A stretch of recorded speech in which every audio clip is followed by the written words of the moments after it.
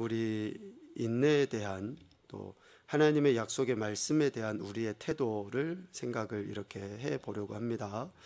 오늘 마태복음 21장 22절 말씀엔 너희가 기도할 때에 믿고 구하는 것은 다 받게 된다라고 말씀합니다. 여기서 먼저 우리가 생각해 봐야 될 것이 기도입니다. 자, 기도가 뭔가, 기도에 대한 정의를 생각을 해 봐야 될 것 같은데요. 여러 가지로 표현을 하죠. 영혼의 호흡이다라고도 이야기를 합니다. 그런데 기도의 정의를 이렇게 내려보면 좋을 것 같습니다.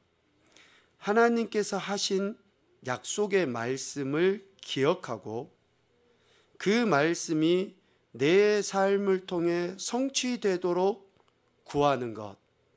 자, 기도의 정의를 이렇게 내려보면 좋을 것 같아요. 하나님께서 하신 약속의 말씀을 먼저는 기억하고 그 말씀이 내 삶을 통해 성취되도록 구하는 것. 실질적으로 구약과 신약에 기록되어져 있는 이 모든 말씀은 성취되어진 하나님의 말씀입니다. 역사적인 사건이에요. 단 하나의 말씀은 아직 성취되지 않았지만 나머지의 모든 말씀은 이미 하나님이 하신 말씀이 성취되어진 역사적인 사건으로 기록되어져 있는 게 성경이라는 거죠. 그래서 역사적인 사건은 사실이라는 전제가 분명히 깔려져 있습니다. 그 사실인 말씀이 내 삶을 통해 2021년도 5월 마지막 날 주를 살아가는 나에게 이루어지도록 내가 어때요? 그 말씀을 기억하고 그 말씀이 내 삶 속에서 이루어지기를 기다리고 구하는 것이 기도다라는 거예요. 그러면 기도 응답의 전제 조건은 뭐냐?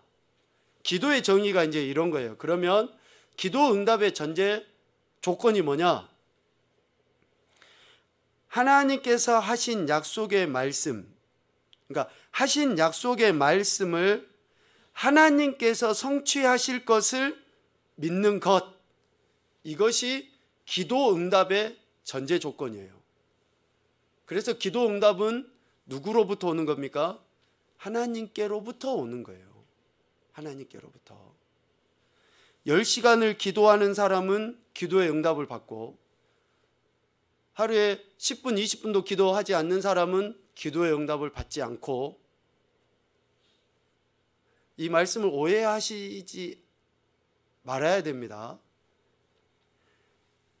기도 응답의 전제는 내가 기도를 얼만큼 했느냐의 문제가 아니라 그 하신 말씀을 하나님이 성취하신다라는 것을 우리가 믿는 거예요. 믿는 것. 10시간을 기도했는데도 그 말씀이 믿어지지 않으면, 그래요, 믿어지니까 믿으니까 기도하겠죠, 물론. 그런데 엄밀하게 구분을 해서 10시간을 했는데도 잘 믿어지지가 않아요. 그 말씀이 기억이 안 나요. 그러면 10시간을 하는 그 기도는 소위 말하는 중언부언하는 기도가 되겠죠. 그 말씀이 기억이 안 되니까, 그 약속의 말씀이 내 머릿속에 없어요.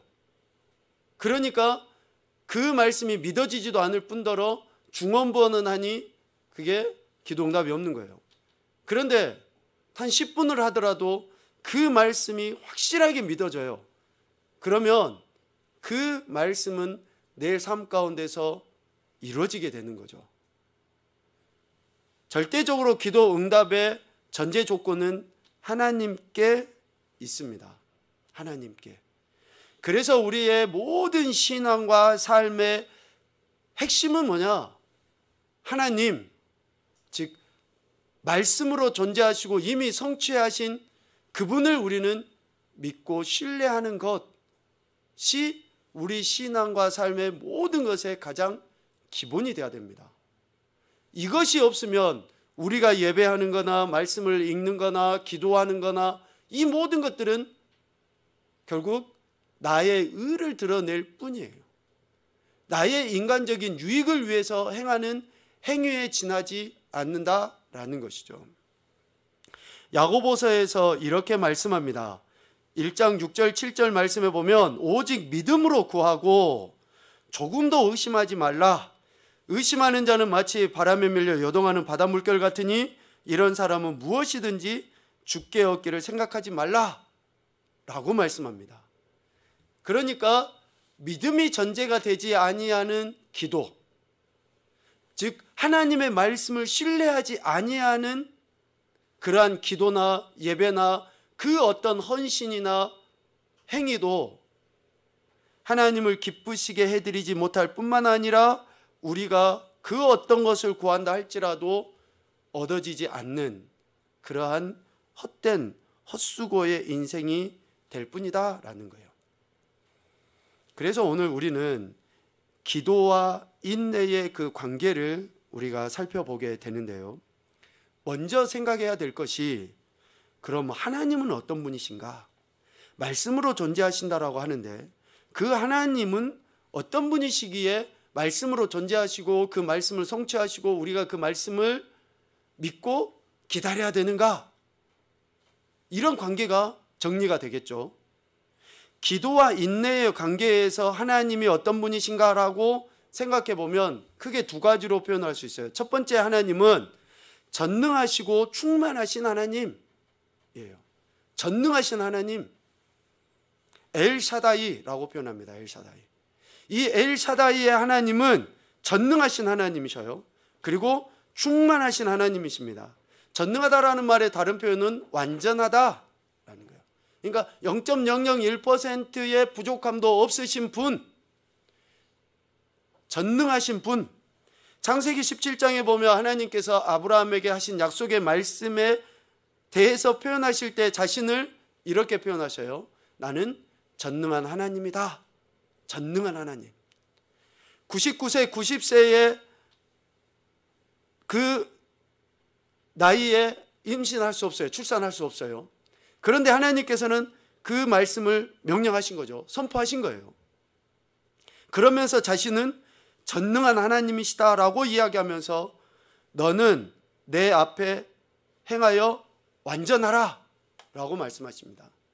여기에서 완전하라 라는 그 말씀은 우리에게도 0.001%의 부족함이 없는 그런 존재가 되라 라고 우리에게 말씀하시는 것으로 이해해도 틀리진 않아요. 그런데 보다 더 명확하게 우리에게 완전하라 라고 하신 말씀의 의미를 생각해 보면 앞에서 표현한 것처럼 믿어라 라는 거, 믿어라.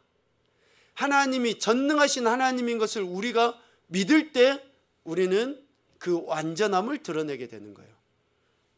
우리가 어떻게 완전할 수 있어요? 완전 못해요. 죽었다 깨어나도 못해요. 그런데 하나님께서 완전하라 라고 말씀하신 것은 전능하신 하나님이심을 우리가 믿어라, 믿어야 돼 라고 표현하는 거예요. 믿는 자들이 하나님의 약속의 말씀을 그대로 경험하게 되거든요. 아들이 아빠를 사랑한다라고 이야기하고 믿는다고 이야기해요. 그런데 아빠를 믿는다라고 이야기하는데 아빠의 말에 대해서 그 말을 그대로 받아들이지 않으면 어때요? 자기의 것이 안 돼요. 자기의 것이. 그대로 받아들였을 때에, 즉 그대로 믿었을 때에 아버지가 약속하신 것이 내게서 이루어지는 거예요. 이루어지는 거.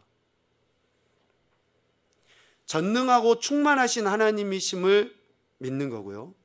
두 번째는 하신 말씀을 반드시 성취하시는 분이심을 믿는 거예요.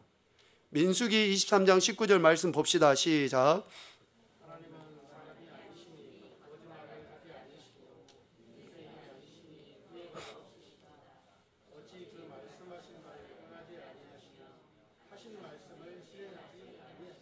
아멘. 그러니까 하나님은 하신 말씀은 어때요? 반드시 이루시는 분이시다. 행하시는 분이시다라는 거예요. 이것을 우리가 믿는 거예요. 그러니까 전제는 이겁니다. 기도와 인내의 관계 속에서 하나님은 이런 분이셔 라는 것을 믿는 거예요. 그러니까 전능하신 하나님이시고 그 하신 말씀을 완전히 이루신 하나님이라고 할 때에 그 결정체는 뭡니까? 클라이막스는 바로 예수님의 십자가 대속의 죽으심이에요. 하나님은 우리에게 대한 그 말씀을 하셨죠. 그리고 이루셨어요. 로마서 5장 8절 말씀에 보면 우리에 대한 자기의 사랑을 확증하셨다 라고 이야기해요. 이것은 뭡니까? 완료형이에요. 완료형. 이미 이루어져 버린 사건이에요. 오늘 저와 여러분이 하나님의 사랑에 대해, 하나님의 은혜에 대해 다른 어떤 것을 구할 필요가 실질적으로 없어요. 왜? 이미 예수 그리스도 십자가를 통해서 하나님께서 완성시켜 버리셨기 때문에 다른 은혜를 구하면, 다른 사랑을 구하면, 다른 능력을 구하면 그것은 2단이 되고 3단이 되고 잘못된 길로 빠지기가 쉬워요. 여러분, 우리가 흔히 하는 이야기로 구원의 은혜보다 더 큰 은혜는 없습니다. 그것보다 더 큰 하나님의 사랑은 없어요. 그런데 우리가 이 땅의 것을 구해요. 또 이 땅의 은혜를 구해요. 그럼 로마서 8장에서 하나님이 사도 바울을 통해서 어떤 말씀을 하십니까? 아들을 내어주기까지 하신 하나님께서 다른 어떤 것을 아끼시겠습니까? 무엇을 아끼시겠어요? 그래서 주님도 다른 거 구하지 말라라고 이야기해요. 무엇을 구하라고 이야기하십니까? 하나님 나라와 의를 구하라는 거예요. 하나님의 은혜를 구하라는 거예요. 하나님의 사랑을 구하라는 거예요. 그 은혜와 사랑은 내가 하나님께서 완성시켜 주신 이 하나님의 사랑이 내가 깨달아 알아지도록, 내가 전적으로 수용되도록, 내 삶에서 그 십자가 사랑, 그 복음이 내 삶에서 이루어지기를 구하라는 것이지, 돈, 명예, 건강, 출세 이런 거 구하고 내가 교회를 다니고 예수님 믿어도 또 좀 더 다른 사람보다 뛰어난 그런 높은 자리를 구하라고 주님이 그렇게 구하라라고 말씀하신 게 아니에요. 그래서 오늘 우리는 예수님을 믿는다라고 할 때, 하나님을 믿는다라고 할 때 그 믿음은 전적으로 하나님의 약속의 말씀을 믿는 것을 믿는다라고 표현하는 겁니다. 그 믿음은 그분의 약속의 말씀을 믿는 거예요. 그런데 그 말씀을 믿는다라고 할 때에 좀 더 굳이 구분을 시켜보면 그 말씀을 믿는다라고 할 때 구분을 시켜보면 앞서 잠깐 이야기한 것처럼 구약과 신약에 나와져 있는 이런 모든 하나님의 말씀은 이미 성취된 역사적인 사건이기 때문에 우리가 구약과 신약의 성경을 믿는다라고 할 때 그 믿음의 모습은 뭐냐면요, 전적인 수용과 순종을 이야기하는 거예요. 자, 구약과 신약의 성경의 말씀을 우리가 믿는다라고 할 때 믿음은 뭐라고요? 수용과 순종을 하는 것을 믿는다라고 표현하는 거예요. 그래서 이루어 주신 그 일에 대한 우리의 순종이 있어야 되고 그 말씀대로 살아가면 되는 거죠.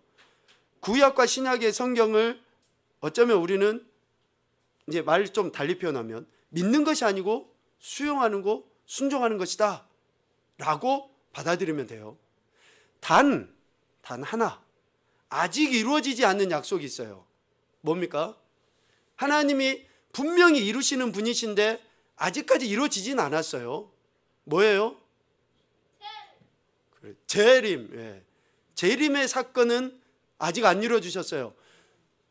하나님이 예수 그리스도를 통해서 예수 그리스도께서 말씀하셨죠. 말씀하셨습니다. 그런데 이루어지진 않았어요. 우리는 이 이루어지지 않은 약속의 말씀에 대해서는 반드시 뭐가 있어야 되느냐? 믿음이 있어야 돼요. 믿음. 부활하시고 승천하신 예수님께서 다시 오시겠다고 하신 약속의 그 재림에 대해서는 우리가 믿어야 돼요. 왜? 히브리서 11장 1절과 2절에 보면 믿음의 정의를 이렇게 내려놓고 있기 때문에 그렇습니다. 봅시다. 믿음은 바라는 것들의 실상이요 보이지 않는 것들의 증거니 선진들이 이로써 증거를 얻었느니라 아멘. 그러니까 실질적으로 우리 믿음의 선배들, 성경에 기록되어져 있는 우리 선배들은 마지막 종착역인 예수 그리스도의 재림, 즉 하나님 나라를 소망하면서 오늘을 참고 견디고 인내하며 하나님 앞에 나갔던 거예요. 결국 우리의 기다림, 우리의 믿음, 우리가 표현하고 있는 이 인내는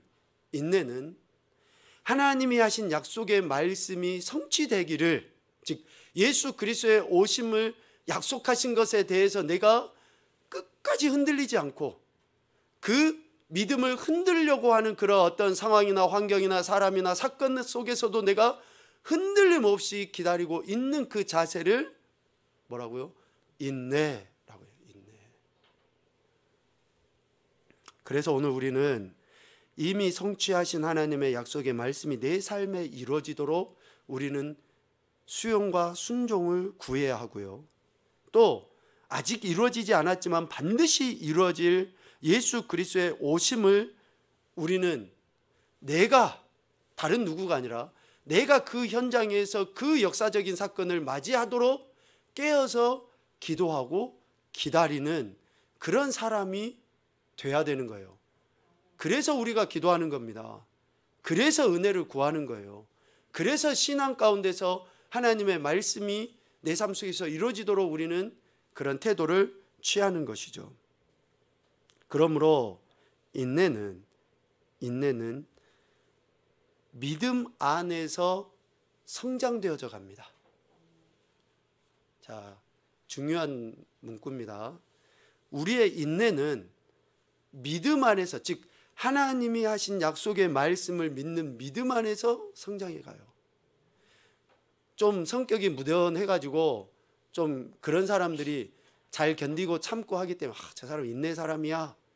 또 우리가 흔히 누군가에게 어떤 어려움을 당했을 때 야 좀만 참아, 금세 좋은 날 와, 야 뭐 코로나19 또 금방 지나가, 야 쥐구멍에도 해 뜰 날 있다는데 야 참아봐. 이거는 세상 사람들이 이야기하는 거고요, 어쩌면 인내가 아니에요. 그 문제에 있어서는 참아봐요. 그래 내가 한번 참아보지 하는데 그보다 좀 더 큰 문제가 오면 어때요? 참지를 못해요. 그러니까 이런 건 인내가 아니에요. 인내는 그렇게 해서 인내가 아니고요, 인내는 하나님의 약속의 말씀을 믿는 것에서 성장해져 가고 나타나 보여지는 거예요. 그러니 우리 안에 예수 그리스도의 재림과 하나님 나라에 대한 소망과 확신이 없으면 우리는 인내할 수 없어요. 즉 안절부절하지 못하는 그런 인생이 되는 거예요. 하나님 나라에 대한 소망과 확신이 있을 때 지금 가난해도, 지금 병들어도, 지금 어떤 어려움과 고통과 시련이 있어도 참아지게 되는 거예요. 하나님 나라에 대한 분명한 믿음에 눈이 열릴 때 지금 어려워도, 지금 내가 고통과 고난 속에 어려움을 당해도 2부 예배 때 예배전 찬양을 찬송가 541장을 이렇게 했더라고요. 여러분 우리 눈으로 한번 봐봅시다. 얼른 찾아서 봐보세요. 찬송가 541장이에요. 제가 그 찬양을 뭐 거의 처음 불러보다시피 이렇게 하는데, 믿음과 인내에 대한 너무 분명한 그 고백으로서 작사자가 누구라고 되어져 있습니까? 손양호 목사님이시죠. 네. 꽃이 피는 봄날에만 주의 사랑이 있음인가, 열매 맺는 가을에만 주의 은혜가 있음인가, 땀을 쏟는 여름에도 주의 사랑 여전하며 추운 겨울 주릴 때에도 주의 위로 변함없다. 2절에 보면 솔로몬의 부귀보다 욥의 고난 더 귀하고 솔로몬의 지혜보다 욥의 인내 아름답다. 이 세상의 부귀 영화 마귀 유혹 손짓 하나 고생 중에 인내하면서 최후 승리 이루리라. 네. 여러분 정말로 우리가 하나님의 약속의 말씀, 즉 하나님이 하신 그 말씀의 성취를 우리가 믿음의 눈으로 바라보지 못하면 인내할 수 없어요. 참는 것 같지만 그거는 참는 게 아니에요. 그래서 우리의 진정한 인내는 오직 예수 그리스도를 믿는 믿음 안에, 약속의 말씀을 믿는 믿음 안에. 그래서 로마서 5장 3절, 4절, 5절 말씀에서는 분명하게 우리에게 이것이 인내해야 된다라고 우리에게 가르쳐 주시고 있습니다. 로마서 5장 3절부터 5절까지의 말씀을 같이 읽어봅시다. 시작.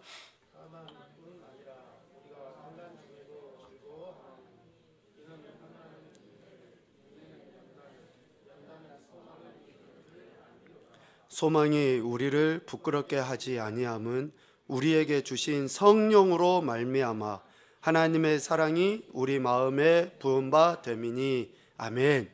여기서 환난이나 또 연단이나 이런 것들은 있죠. 지금 우리가 물질적으로 어려움을 당해요. 뭐 건강이 좀 안 좋아요. 이런 걸 이야기하는 게 아니에요. 주님이 말씀하시기를 사랑하는 자녀들에게 있어야 할 것을 이미 하나님은 다 아셔요. 이미 다 아셔요.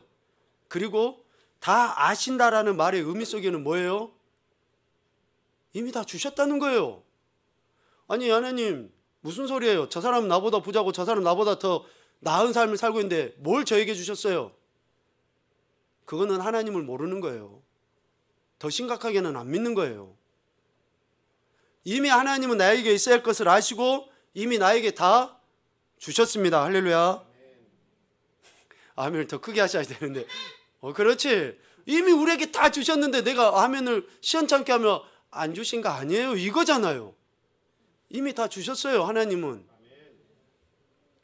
그것이 우리 안에서의 고백이 되어질 때에 우리는 세상의 가치 판단 기준이 아니라 하나님이 내게 주신 것에 대해 감사와 자족과 영광을 올려드리는 인생을 살아가게 되는 거예요. 제발 우리 이 땅의 것이 필요하지만 이 땅의 것이 기준이 되는 인생이 되지 않았으면 좋겠습니다. 이 땅의 것이 전부인 것처럼 착각하며 살지 않았으면 좋겠습니다. 우리는 정말 고차원적인 이런 세상 사람들은 가히 상상조차 할 수 없는 이런 은혜를 우리는 누리며 살아가는 인생들이거든요. 그런데 세상 사람들하고 똑같은 그런 모습으로 아니에요. 오늘 로마서 5장에 보니까 이런 환난, 이런 연단은 결국 우리를 소망이 있는 자로 깨닫게 하기 위해서 우리에게 환난이 있고 연단이 있다라고 이야기하는 거예요. 그런데 5절에 보니까 소망이 우리를 부끄럽게 하지 않는다는 거예요. 부끄럽게 하지 않는다. 다시 말하면 이 소망, 즉 예수 그리스도의 재림, 하나님 나라는 분명하게 이루어진다라는 거예요. 우리가 믿고 있는데 안 이루어지잖아요. 그러면 얼마나 창피해요. 이거는 도저히 있어서는 안 될 일이잖아요. 그런데 우리를 부끄럽게 하지 않는다니까요. 반드시 이루어진다라는 거예요. 그래서 반드시 이루어지기 때문에 우리는 그 믿음으로 나가야 되는데 그 믿음으로 나가는 것이 내 힘으로 하면 몇 쪽은 못 가죠. 내 힘으로 하면. 근데 5절 중반 이후에 어떻게 합니까? 부끄럽게 하지 아니함은 누구 때문에요? 성령님 때문에 그래요. 성령님 때문에. 여러분 축복합니다. 정말 우리 안에 성령 하나님이 계셔서 그 하나님이 이미 하신 약속의 말씀들 또 그리고 분명하게 이루어질 재림의 그 말씀을 우리가 깨달아 알도록 성령님께서 도우시고 인도해 주시는 거예요. 그러니 예수님을 믿는 사람, 즉 성령의 사람이 인내할 수 있는 거지 세상 사람들은 그러지 못해요. 돈이 있으면 참아지고 뭐가 좋으면 참아지고 그런데 예수님 믿는 사람들은 그게 아니에요. 소망 때문에 그렇게 인내하는 그러한 인생들이 되게 된다라는 것이죠. 우리가 지난 1월 달부터 이렇게 쭉 욥기의 말씀을 보았죠. 5월 달에는 좀 행사들로 인해서 다른 말씀들을 보았지만 욥을 성경 안에서 야고보 사도는 인내의 사람이라고 확실하게 지칭을 하고 있어요. 확실하게. 야고보서 5장 1절에 보니까 보라 인내하는 자를 우리가 복되다 하나니 우리가 욥의 인내를 들었고 주께서 주신 결말을 보았거니와 주는 가장 자비하시고 긍휼히 여기시는 이시다 라고 이야기합니다. 욥이 당했던 그런 시련, 그 재앙 정말 엄청났던 거죠. 그런데 이런 욥이 당했던 재앙과 이런 재난에 대해 욥이 어떤 태도를 보였는가? 우리가 계속 이 말씀을 욥을 볼 때마다 같이 했었는데요. 욥기 1장 20절 21절이나 또 2장 10절 말씀에도 보면 비슷해요. 우리 욥기 1장 말씀 봅시다.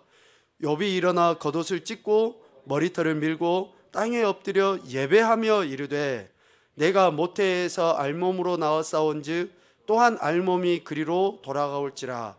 주신 이도 여호와시오 거두신 이도 여호와시오니 여호와의 이름이 찬송을 받으실지니이다 하고. 아멘. 지금 이 고백은 욥이 고난받기 이전입니까? 지금 고난받고 있는 중입니까? 고난받고 있는 중이에요. 끝나지도 않았어요. 여전히 이미 일어난 그 고난 속에 처해져 있는 욥이 이 고백을 하는 거예요. 이 고백을. 욥이 이런 고백을 할 수 있었던 것은 지금 우리의 표현으로 이야기하면 하나님 나라에 대한 재림에 대한 분명한 소망과 확신이 있었기 때문에 이런 고백을 할 수 있었다라고 이야기할 수 있고, 또 구약의 욥으로 봤었을 때에 하나님께서 하신 그 약속의 말씀이 반드시 성취되었다라는 것을 믿을 때 욥이 이 고백을 할 수 있게 되는 거예요. 그러니 오늘 우리는 두 가지가 다 필요합니다. 이미 하나님께서 하신 약속의 말씀의 성취인 이 역사적인 사건들을 우리가 있는 그대로 수용할 때 욥과 같은 고백을 할 수 있게 되고, 예수 그리스도의 재림이 반드시 일어난다라고 우리가 믿을 때 이 욥과 같은 고백을 어떠한 상황에서든지 우리도 할 수 있게 되는 거예요.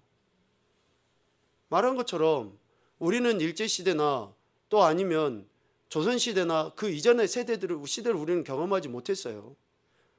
그러면 우리가 그것을 어떻게 합니까? 역사적인 사건들의 그런 기록물들을 통해서 우리는 배우고 또 가르치고 또 공부하고 전달하는 것들을 통해서 우리는 그 역사적인 사건들을 우리는 받아들이게 돼요. 수용하게 되는 거예요. 한글을 누가 만들었을까요? 딩동댕. 네. 그 세종대왕이 만드셨어요. 액션이. 세종대왕이 만들었다는 거 어떻게 알아, 정훈이는? 봤어? 세종대왕을?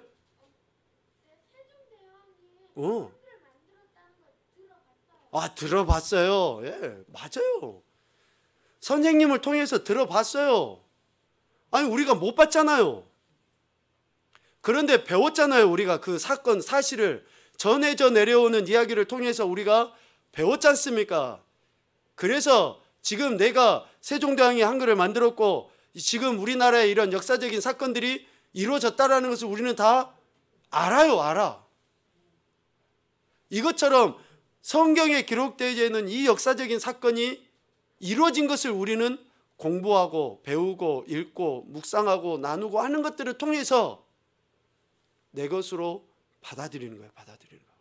그러할 때 욥과 같은 고백을 할 수 있어요. 재림의 주님 예수 그리스도 반드시 다시 오십니다. 우리는 아직 몰라요. 그런데 하나님이 하신 약속의 말씀이 다 성취된 것을 보면 반드시 성취되는 것을 그래서 우리가 믿는 거예요. 그러할 때에 욥과 같은 고백을 우리가 하게 돼요. 그러면 이 믿음, 욥의 이 고백, 이것을 좀 세분화시켜 보자고요. 욥이 어떤 하나님을, 그러니까 욥이 믿는다라고 하는데 그 믿음의 표현이 구체적으로 뭐였는가? 그럼 우리가 믿습니다라고 하면 그냥 두루뭉실하게 다 이렇게 돼버리는데, 욥이 하나님의 약속의 말씀과 재림의 주님을 믿었다라고 할 때 그 믿는다라고 하는 것을 좀 구체적으로 표현을 한번 해보자고요. 오늘 1장 20절과 21절 말씀을 통해서 다음 넘겨주시죠. 보면 먼저는 욥은 겸손했어요. 자, 하나님을 믿는 것은 뭡니까? 겸손함이 있어야지 믿는 겁니다. 겸손함이 없으면 믿는 게 아니에요. 욥이 일어나 겉옷을 찢고 머리털을 밀고 땅에 엎드려, 이 엄청난 재앙 앞에서 욥은 하나님 앞에 겸손히 자기 머리털을 밀고 땅에 엎드렸어요. 하나님을 믿는 것은 이런 겸손함이 있는 것을 믿는 것이다 라고 표현합니다. 두 번째는 하나님을 경외하는 거예요. 경외하는 거. 땅에 엎드려 예배하며, 우리는 부부싸움만 해도 에이 나 교회 안 가 이러잖아요. 아니에요. 나는 그냥 뭐 문제만 조금만 생겨도, 그리고 솔직히 좀 그냥 그래 내가 몸이 좀 아파도 오늘은 좀 쉬어야지, 그런 생각 우리는 먼저 하잖아요. 그런데 여러분 만신창이가 되었음에도 불구하고, 여러분 정말로 자신의 모든 것들을 다 잃어버렸음에도 불구하고 어때요? 하나님 앞에 엎드려서 예배했어요. 예배. 믿음은 이러한 경외함이 빠지면 진짜 믿음이 아니에요. 이러한 경외함이 있어야지 돼요. 세 번째는 내가 모태에서 알몸으로 나와 싸운 즉이에요. 즉 자신에게 주어진 모든 것은 누구의 것이에요? 하나님의 것이라는 것을 인정하는 거예요. 권리와 기대를 다 하나님께 내어드려 버려요. 믿음은 바로 이겁니다. 이런 온유함이 없이는 진정한 믿음이라고 할 수가 없어요. 내 믿음은 하나님이 나의 모든 것의 모든 것 되시고 시작된다라는 것을 인정할 때에 그 믿음이 진정한 믿음인 거예요. 네 번째, 알몸이 그리로 돌아가올지라 하면서 우선순위예요. 삶 속에서 최우선순위를 어디에다 두는 거예요? 하나님께 두는 거예요. 하나님께. 왜 우리가 바쁘다고 이야기하고 시간이 없고 어찌 보면 또 게으르다고 이야기하면서 정말 중요한 일들을 하지 않을까요? 우선순위가 거기에 있지 않기 때문에 그래요. 미안하지만 우선순위가 거기에 있지 않으면 제대로 믿는 게 아니에요. 여러분, 우리가 아무리 핑계대고 아무리 자기 합리화를 시켜도 그거예요. 진짜 내가 하나님을 믿는다, 진짜 하나님이 내 생명의 주인이시다, 진짜 재림의 주님을 내가 기다리고 있다라고 하면 우선순위를 거기에다 둘 수밖에 없어요.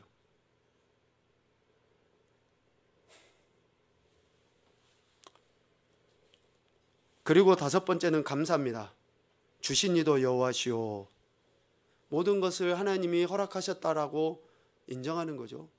믿음은 바로 이거예요. 감사가 없는 믿음이 어찌 진짜 믿음이겠어요?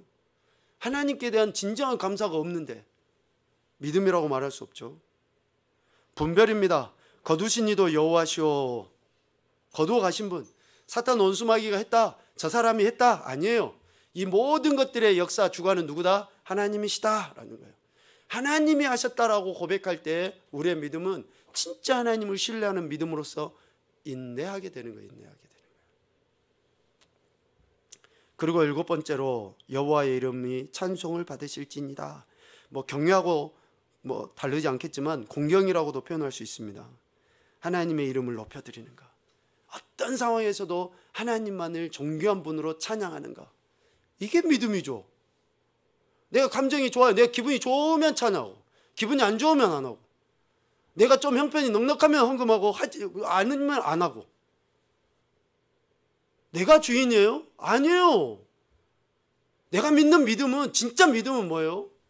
이런 것들이에요. 이런 것들이 있을 때 믿는 거예요. 자, 그러면 이러한 믿음이 있을 때 겸손하고 경외하고 온유하고 우선순위나 감사나 분별이나 공경의 이런 태도가 있을 때에 우리는 뭘 할 수 있습니까? 인내할 수 있어요. 인내할 수 있어요. 인내는 성격이 무던하고 좋은 사람이 인내하는 게 아니라니까요. 인내는 이러한 믿음이 있는 사람이 인내하는 거예요. 하나님의 말씀이 성취되도록, 성취되어진 말씀이 내 삶을 통해서 드러나도록. 그래서 우리 믿음의 선배들은 이러한 인내를 보였어요. 특별히 사도 바울은 자신이 그렇게 영혼 구원을 위해서 부름받은 자로서의 사명을 감당하기 위해서, 한 영혼이라도 구원하기 위해서 갈라디아서 4장 19절에 보면 뭐라고 있습니까? 해산하는 수고를 다한다라고. 해산하는 수고를. 한 영혼을 구원하기 위해서, 하나님 나라가 확장되어지고 전해져서 그들의 심령이 변화되기를 바라는 그 마음에 그 해산의 수고, 그 인내의 그 시간을 자기가 갖겠다라고 그렇게 고백하고 있어요. 여러분, 축복합니다. 정말로 하나님이 우리를 사랑하시고 우리에 대한 그 은혜를 우리가 기억하고 있다 그러면 우리 삶 가운데서 이러한 믿음과 이러한 인내의 표현이 나타나지 않을 수가 없죠. 그래서 우리의 신앙과 삶에 있어서 실질적으로 인내의 품성은 매우 중요합니다. 특별히 우리에게 닥친 환난, 여러분 환난에 대한 정의를 말씀드렸습니다. 환난은 예수 그리스도의 재림의 말씀을 믿지 못하게 만드는 그런 모든 사건과 사람을 환난이라고 이야기하는 거예요. 이런 닥치는 환난을 단순히 그냥 환난이 아니라 우리의 믿음과 인내를 가늠해 볼 수 있는 시금석으로 받아들였으면 좋겠습니다. 그러할 때 우리는 포기하지 않고 주님이 오실 것에 대해, 또 앞서 하나님이 하신 약속의 말씀이 나에게 성취될 때를 기다리는 진정한 기도의 사람이 되는 겁니다. 진짜 기도의 사람은 약속의 말씀을 믿고 기다리는 사람이 기도의 사람인 거예요. 성령의 사람인 것입니다. 여러분, 이 마지막 때요, 다 이야기해요. 주님 오실 때가 가까워졌다. 그러려면 오늘 인내의 품성을 우리가 제대로 발휘하지 않으면 안 됩니다. 날마다 말씀과 기도 안에서 하나님이 하신 약속의 말씀이 우리 삶 가운데 성취될 그때까지 인내하며 나가는 믿음의 올바른 반응을 보이는 저와 여러분이 되실 수 있기를 주님의 이름으로 축복합니다. 사랑의